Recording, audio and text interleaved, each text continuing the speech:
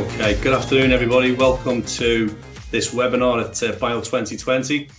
My name is Nick Hughes. I'm a sales trainer and mentor at the Dynamic Coach Group. So just a brief, short introduction about myself. So for 25 years or over 25 years, I've held frontline and strategic sales positions within UK and global businesses with in excess of probably 75,000 customer touch points over that period. Not only B2C, but also B2B in highly competitive markets, covering sectors as diverse as automotive to construction, professional services to agriculture, and manufacturing to industrial. When joining these businesses, it was apparent to me that many of them had commercial relationships with their clients, but these were transactional. And by transactional, I mean it's just all about the price and the subsequent supply of goods and services to those clients.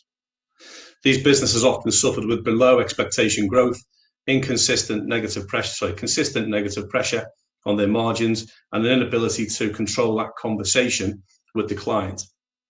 It just became all about price. It wasn't sustainable for either the business or for the client. Over the period of time, in many of these cases, we maneuvered the relationship to a more strategic one. And in that, I mean, we established value in the relationship that the customer recognized, the client recognized, but more importantly, really recognized that value that we brought to the relationship. We brought more to the table than just price, but at a relatively cheap cost to our employer, or my employer at the time. In short, we moved the question of price down the list of buyers' needs. So let's see how it's done. At any given time in business, price will always be part of the conversation. It's the healthy way of your clients keeping you honest. But how many businesses can really understand and communicate their value and what they bring to the customer other than price? But more importantly, can they effectively communicate that internally and externally? So to quote the screen, what's on the screen, Warren Buffett, the great American investor, said, "Price is what you pay and value is what you get." And when we're selling, we very often miss the point of the value that we're delivering and focus on the price. So let me ask you a couple of questions. There's no need to answer them. They're just food for thought for yourself. Question one. The car that you drive at the moment, did you buy the cheapest car on the market? If your answer is yes, you're probably driving a Dacia Sandero, which probably cost you around £6,500. And question two, if price is key for your business and your business's purchases, and everyone in your business uses a laptop, in that case, then you must have bought everybody an Asus laptop for $199 in PC World Curries, currently the cheapest laptop in the UK. But did you? I suspect the answer to the questions is no. You bought something else. Well, the chances are you wanted or needed to see more value from your purchase. And some of the things you would have considered would have been brand equity, performance, style, function, credibility, and reputation. Value is what we all strive for, regardless of the expense in our purchase. But what we very often fail to do, and we do give mixed messages, is when we're selling our own services or that of our respective businesses. We do send mixed messages.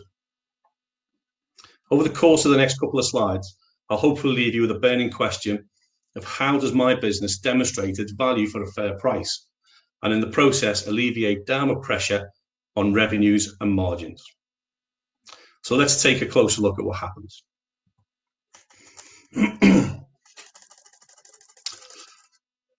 So the sales dance, as we call it from time to time, sales versus buyers, two sets of objectives driving for what they believe is a similar goal. Buyers' objectives generally boil down to drive costs down, secure the supply, manage the relationship, create competition, and pursue innovation. On the other side, we have sales pushing up on this seesaw to create more revenue, drive up the gross margin, reduce competition, reduce the cost to serve, but also improve that client's experience. Although the specifics differ slightly from sector to sector, from a product-based sales to a service-based sales maybe, broadly speaking, the objectives of the supplier and the buyer are summed up here. What it illustrates, though, is very different objectives for both parties. They're both talking a different language, and from this interaction and the interactions later, confusion tends to ensue, I should say. This leads to misaligned opportunities and objectives, and then finally the outcomes. The buyer doesn't understand what they're receiving for the price, but also the salesperson is also missing out on not understanding the client well enough to demonstrate where they can sell value. The result is an opportunity wasted in terms of time, effort, and money. It really goes that either party feel they've been successful in this relationship. This transactional relationship sometimes leads to even more inflammatory language and positions becoming entrenched, eventually leading to one or sometimes both parties feeling abused in the relationship and look for alternatives of either supply or of sale. So a question again for you to consider. In this model, does the proverbial win-win situation actually exist? Or does one party feel they're having to give more than they really want to give away to achieve a result? And the second part of the question is, do you recognize this business? In truth, neither party leverages their value. The challenge is where and when to leverage that value. So let's take a closer look at the process involved to understand why the conversation tends to price so quickly.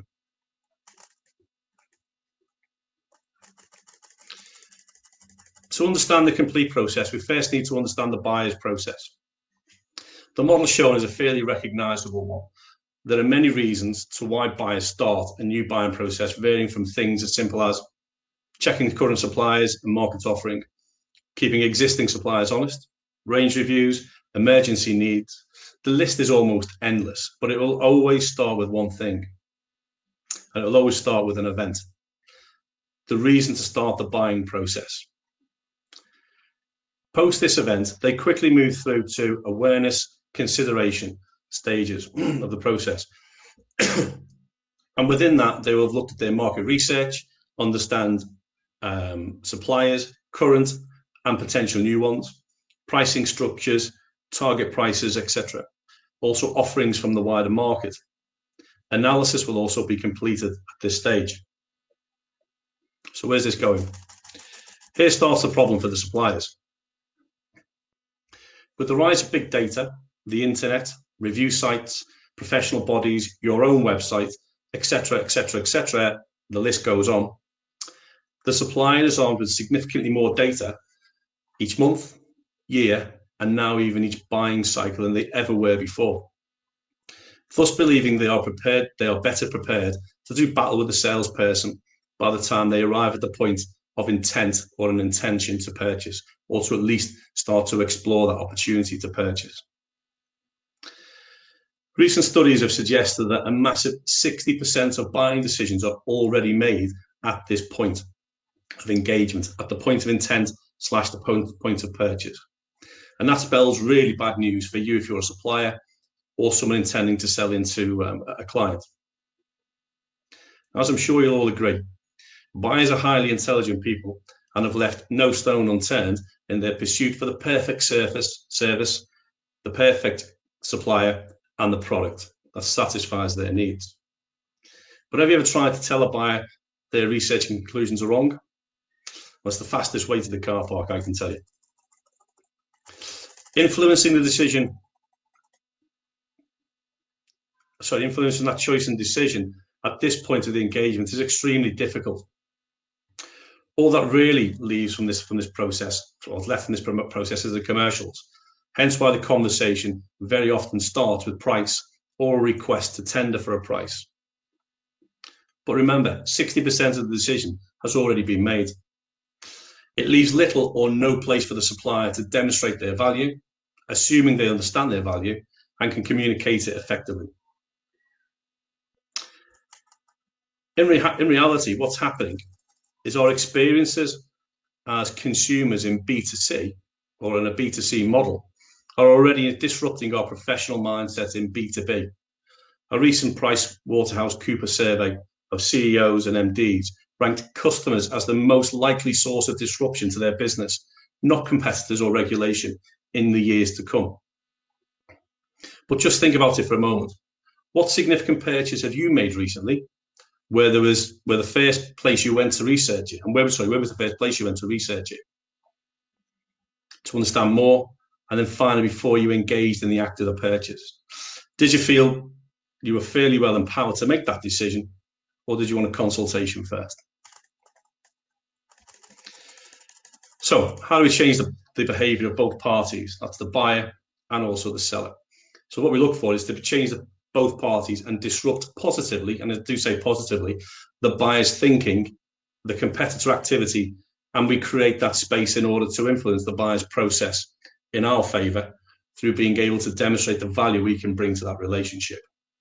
So in short, we do two things. Firstly, your business needs to understand what is the true value it can bring to the table. What does the customer value? And everybody from the top to the bottom in your business needs to be able to demonstrate that on a daily basis. And this might include things that you hadn't considered before, things as your product and your service advantages, what AI and processes you have internally that keep down your costs, delivery and service levels, reporting, CSR improvements or intentions to move towards, future prices and visibility of those prices moving forward, etc., etc. And it's very bespoke to each business, but there's lots of things that can be teased out that will give you the edge over the competition. But it's for the business to decide what's the true value, and only inclusively discussing it within the business can you really get to the bottom of it. Secondly, more importantly, we move the sales process earlier into the buying process. How? Well, through proactively managing the relationship, educating the client and the client's wider team, your business can become a trusted advisor to the client. By informing and educating on all things relevant to their market, now and in the future, will help them stay ahead of their competition. You helping them to stay ahead makes your business and the insights you provide valuable to them. They also don't want you sharing that information or that market knowledge with their competition, so they will draw you in closer. Making your business more valuable than the competition puts you in a commanding position. As a trusted advisor, you are already advising them on what steps, services, and products to take to market at the awareness stage, long before you would have been previously involved, and hopefully before the competition become involved as well. Now, don't be overawed by the detail I mentioned a few minutes ago. It looks more daunting than it actually is, but used strategically, it can be used with devastating effect, particularly if the competition are not using these tactics. Most of the information is available in the businesses and your businesses at the touch of a button, but we fail to recognize its true value when we see it on a day-to-day basis. It's how we use it to our best advantage and the competitor's disadvantage that really matters. Remember, knowledge is power, and by empowering your business to empower your clients with knowledge, they won't thank you, let's be honest, but you'll be well on your way to positioning your business as a trusted advisor earlier in that buying process and much earlier than the competition. And that's where we want to be when it comes down to price. Value, price comes further down the line. Position your business here, and the conversation about price does quickly fall away. I've demonstrated that in the past with a number of businesses. They will get their price reduction or whatever they're looking for, or their better price, but they will go to the competition from that. Hence, you will secure or be able to secure high prices and better quality of margin.